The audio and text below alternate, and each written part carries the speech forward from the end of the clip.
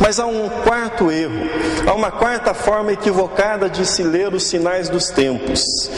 Quando nós os lemos como se falassem apenas de perseguições religiosas. Ao lermos Mateus 24, há uma combinação que parece contraditória, parece paradoxal. O texto de Mateus 24 combina um grande interesse religioso com uma grande perseguição religiosa. Por muitos anos, viu-se em governos autoritários e de orientação ateísta, ou chamada comunista, o grande sinal do fim dos tempos. Todavia, uma leitura mais atenta dos sinais que falam a respeito do fim dos tempos nos mostra que esse período não será precedido pelo ateísmo, pela descrença em Deus ou pelo desinteresse na religião, pela proibição da religião. O texto nos mostra uma grande disposição, um grande interesse religioso para aceitar a mensagem dos falsos profetas, um grande interesse religioso nos pseudo-cristos. Falsos profetas e falsos cristos farão a religião prosperar nos últimos dias. É isso que o Evangelho de Mateus nos anuncia. O fim não virá com o ateísmo, o fim não virá com a falta de religião, ele virá com o excesso de religião. O milagre terá se transformado numa técnica. Deus será mais um produto a ser comercializado. A religião será o grande negócio do fim dos tempos.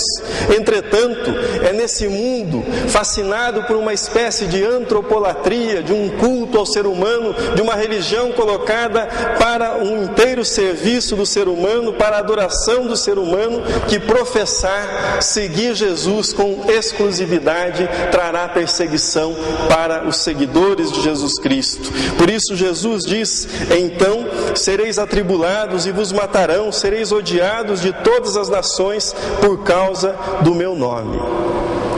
Não sei se vocês já observaram que a nossa sociedade, o nosso mundo, o nosso tempo, a nossa cultura suporta muito bem opiniões, mas detesta convicções. As pessoas gostam de ouvir opiniões religiosas ou sobre qualquer outro assunto, mas quando nós oferecemos convicções, rapidamente nós somos cunhados de fanáticos e passamos a ser combatidos. Nós nos acostumamos a pensar em perseguição nos países muçulmanos, nos países totalitários, nos países de ateísmo, mas muitas vezes a perseguição se revela onde o cristianismo é professado. Reproduzo para vocês aqui uma pequena história narrada por Ronald Macmillan no seu livro A Fé que Persevera. Conta ele que nos Estados Unidos, numa cidade norte-americana de maioria protestante, havia na cidade um concurso todos os anos para premiar a residência, para premiar o bairro que tivesse a melhor iluminação, a melhor decoração de Natal. Todas as pessoas naquele bairro se empenhavam em produzir uma grande iluminação para celebrar o Natal, mas principalmente para vencer o concurso de decoração. Um casal cristão resolveu fazer as contas de quanto eles gastavam com os enfeites de Natal, com a iluminação de Natal. E chegaram à conclusão que eles gastavam todos os anos cerca de $2.000 para iluminar a casa e para participar daquele concurso de decoração natalina. Incomodados com esta situação, decidiram não mais participar e decidiram tomar os $2.000 e doá-los para uma fundação na Tailândia que resgatava meninas que eram vendidas para o tráfico para servirem como escravas sexuais. Fizeram isso e tiveram um grande dissabor naquele Natal. Provavelmente você está pensando que eles merecem ser elogiados por isso, que os vizinhos deveriam elogiá-los ou pelo menos deveriam respeitar a decisão deste casal. Eles passaram a ser pressionados a mudar do bairro. Eles passaram a ser hostilizados por isso. E as pessoas batiam na porta deles e diziam: vocês não valorizam o Natal, vocês não valorizam Jesus Cristo, vocês não são cristãos. E eles tentavam explicar, mas eram constantemente constantemente hostilizados por essa decisão que eles tomaram. O que eu desejo mostrar com esse exemplo simples é o seguinte: se levarmos a sério a mensagem de Jesus, se nós buscarmos segui-lo com coerência, nós teremos problemas. Teremos problemas no nosso país, teremos problemas no nosso trabalho, teremos problemas no nosso bairro e muitas vezes teremos problemas dentro da nossa casa, porque as pessoas suportam bem opiniões, mas detestam pessoas que vivem de acordo com as suas convicções.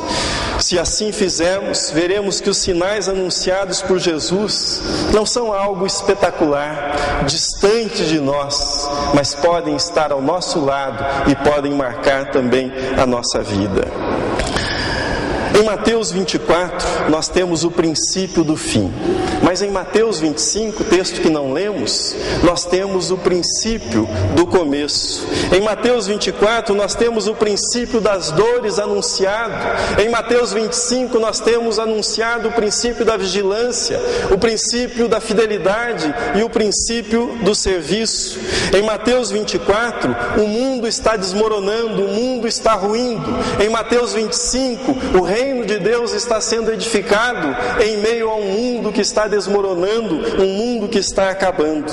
É como se Jesus estivesse dizendo-nos: já que haverá guerra, leve a paz. Já que ocorrerão fomes, distribua o pão.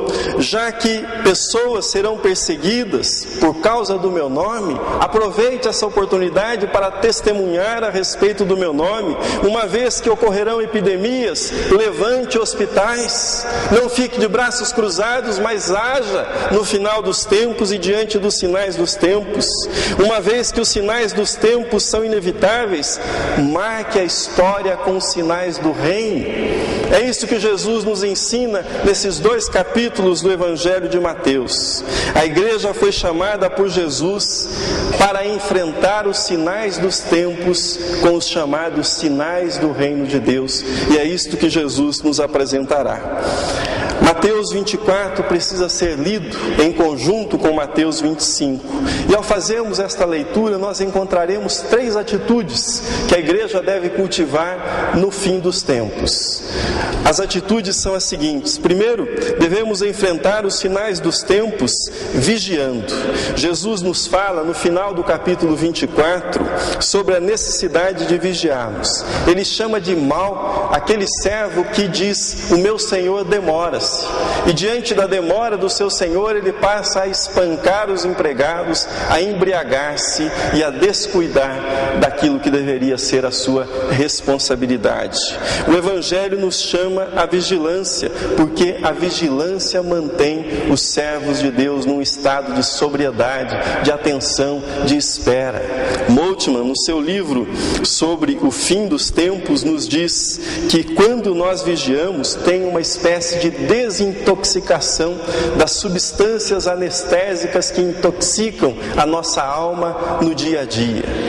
E nós passamos a enxergar a realidade sob a perspectiva de Deus. Vigiar é, acima de tudo, um ato de obediência, porque Jesus disse: vigiai e orai, porque não sabeis a hora. Segundo lugar, o Evangelho nos incentiva a que permaneçamos fiéis.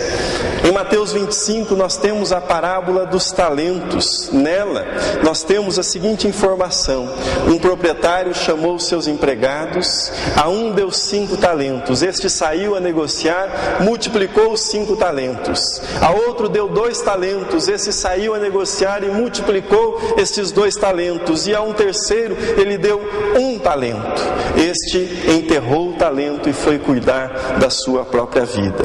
Quando voltou aquele senhor e pediu que eles prestassem contas, aquele que recebera 1 talento disse que teve medo, enterrou o talento e foi repreendido pelo seu senhor, sendo chamado de mau e negligente.